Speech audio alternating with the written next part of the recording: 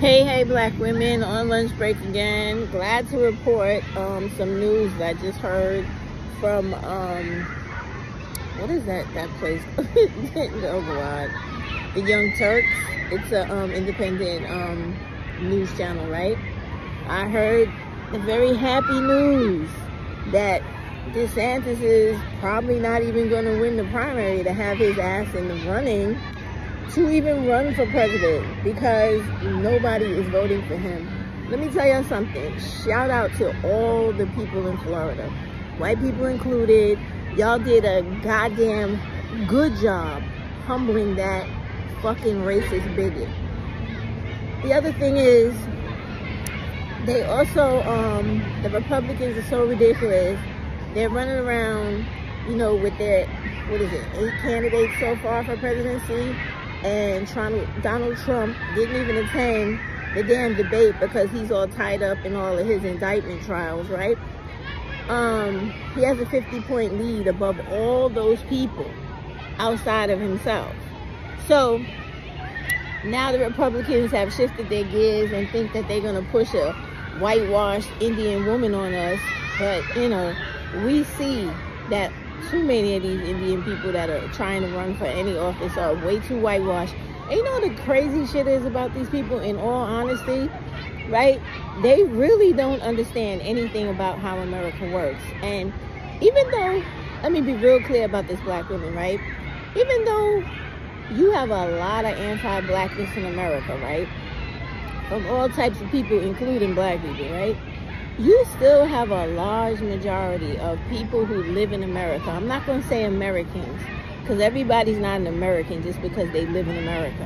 And by that, I mean, usually nationality is based off of people having a true love for what their country stands for, and love of their country because of the things their country does to support their people and shit like that. Well, in America, when it comes to the original people of this land, the black people who were here before the whites came and before the Native Americans, because y'all like to think, you know, you don't want to deal with the reality of the fact that black people were the first people on the earth, so we were everywhere first. Indians were not here before black people. Black people were here before them.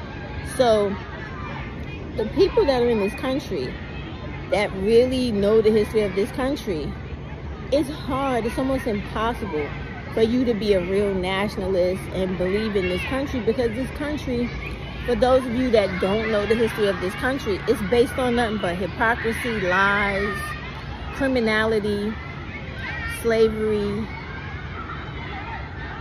unsurmountable crimes against humanity, overt discrimination and injustice and inequality. It's horrible. It's fucking horrible. And I mean, if any of y'all are people that descend from like Southeastern Europeans, when your people came here through Ellis Island, sit down and talk to your grandparents or your great-grandparents about how fucked up this country did them and how they made them feel and the shit they had to be reduced to in order to make a living in this country. That's the type of shit I'm talking about that makes it very, very hard for people in America, period, to run around, you know, supporting racist white men like DeSantis and others who are part of the government. And these white people, they're so stupid, they really don't understand this. They really think that because they hate black people and they have a vested interest in trying to control all the resources and keep all the money and all the privilege for themselves, that every other person in America feels exactly the same way they do when they're not a black person. They don't. They don't. Because you know why the mob was created in America? The white mob? It was created to keep the American, like, law enforcement guys from harassing, blackmailing, and strong-arming like white immigrant people from Southeastern Europe. They used to force them to pay them money under the table, force them to pay money to keep businesses open. They used to mess with their women, brutalize the men, They were horrible to those people. So how did those new immigrant Southeastern Europeans fight back? They joined together. They joined like gangs and shit like that to fight against the injustice in this country. So I'm telling you this part of the history of America to show you that when people generally are not voting for racist white people, it's because they can somehow reflect and pull upon the horrors of how when those type of people in this country get into office, the damage they do to people, period, when they're poor and when they're not like the favorite type of people that this country tends to want to gravitate towards. Like, let me tell you something. I had an old Irish lady that used to live on my block. I love this shit out of that old lady. She passed away since. Her name was Miss Horscott, right? This lady, she was raised and born on my block. We lived in Queens Village, a street called Delavan Street, right? Back when I was a very little girl, like maybe before even 6 years old, our street still had the cobblestone on the street because it was that old, right? In New York City. A couple of years later, they came and they paved it with the black tarp and you know, the lines and all that stuff to make it look like modern day street. But before that, it was actual cobblestone. So I remember one day I was jumping rope outside in front of my house, and the type of relationship we had with Miss Horscott, the old Irish lady, was like, she was like our grandmother. I don't know if she had kids or not, but she lived by herself. So my grandmother like ordered us kids to always help her out and look out for her, like go to her house, make sure she's okay. If she needed anything, go to the store for her, help her with the yard, help her you know, like take the trash out, pick up heavy stuff, because it was a lot of us and there's a lot of boys and stuff like that too. And the reason we did that, and my grandmother did that, for those black people that are in the back going, why the fuck would your grandmother have y'all doing that for that white woman? It's because that white woman, when we first moved to that block, was our only friend. And that white woman was the type of woman where when my grandparents first moved into our home that they bought, they were both working hard to pay bills. So food was scarce, money was scarce, babysitting was scarce.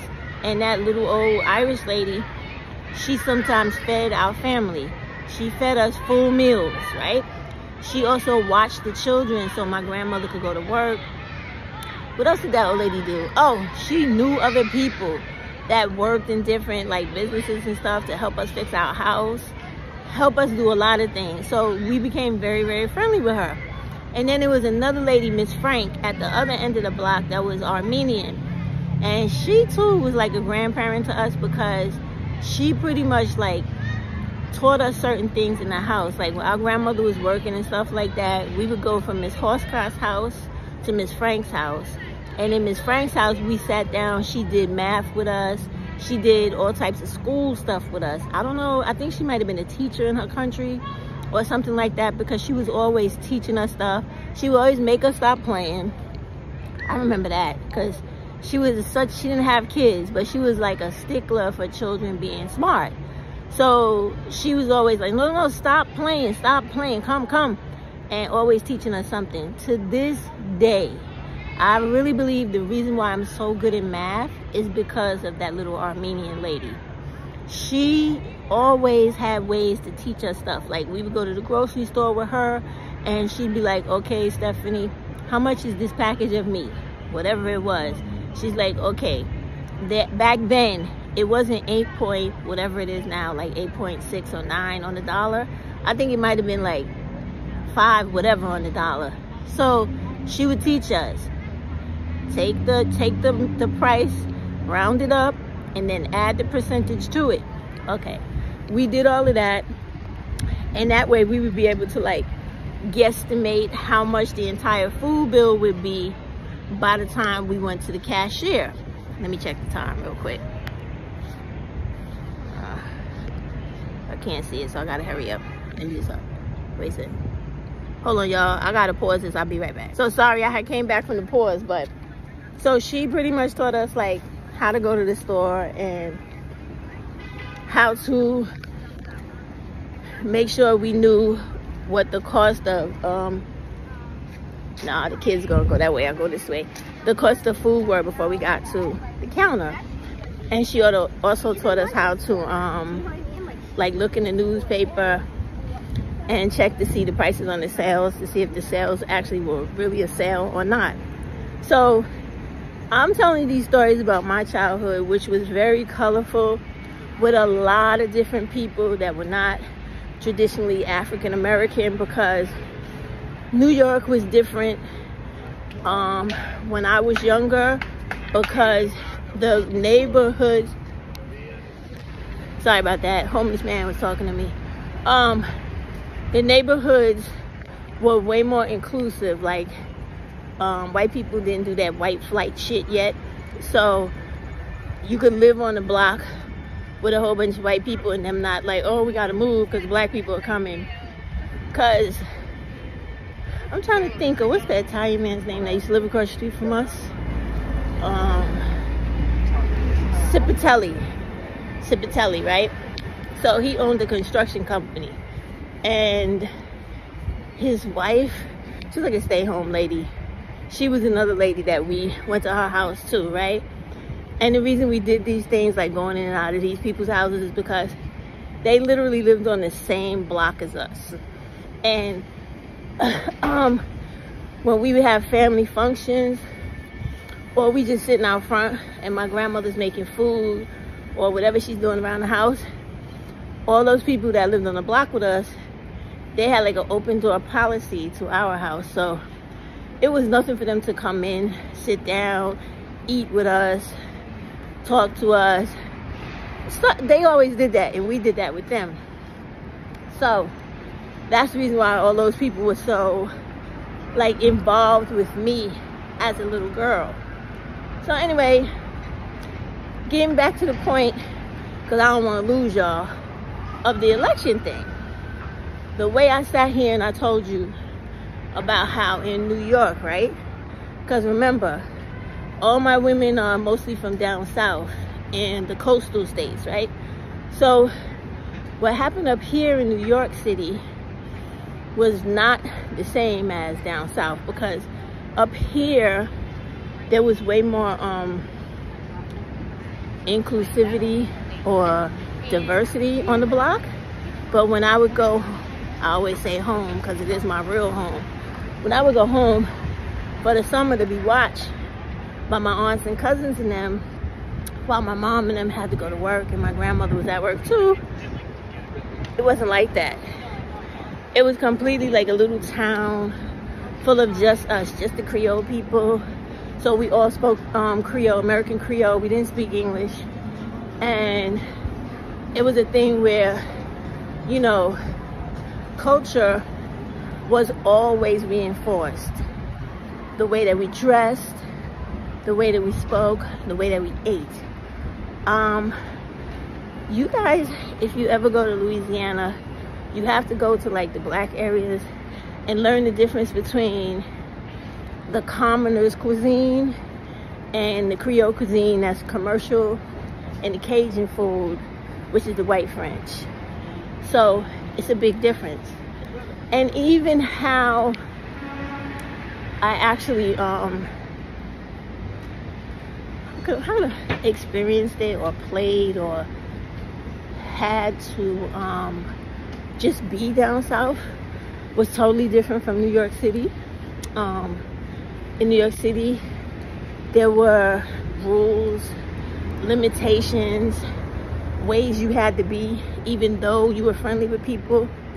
But down south, we were free. Like, we ran around with no shoes on. When another person spoke to you or instructed you, family or not, your family didn't take it personally. They knew that that person meant you no harm. Whereas in New York City, that's the difference. But to keep talking to you about all this is for a reason. It is trying to like explain to you guys how that whole nationality thing is formed in a life experience that people live based off of what happens to them. So when you think about the things I told you just now in reference to how America used to treat the Southeastern Europeans when they first got here, and then the people on my block and the people down south, that's a lot of the reason why these guys, when they're running for office, they're not getting the votes that they thought they would get, because people who are old enough or who are the children of the people I grew up with that was so like impressionable and a part of my life as a child, like Miss Horscott, like the Cipratellis, like Miss Frank and the rest of them, they might have not have been black, but they were very much like extended family. And so it's tons of people like that all across America. And when they see people like DeSantis and who else is out there? Nikki, I forget her last name right now, the Indian woman, and any of those racist dudes. And you know, they're talking about how fucked up black people are, and oh yeah, they're the worst, and we need to do this to them, and we need to do that. Always know that it's many whites and other foreign white people who had the experiences that I'm telling you about that actually happened on my block, who know black people intimately, and they know that that shit that they're saying is a lot of bullshit. And I just want to say shout out to all the people in America that know the difference between this country doing what it's supposed to do and this country being the traditional racist piece of shit that it has always been. See y'all later.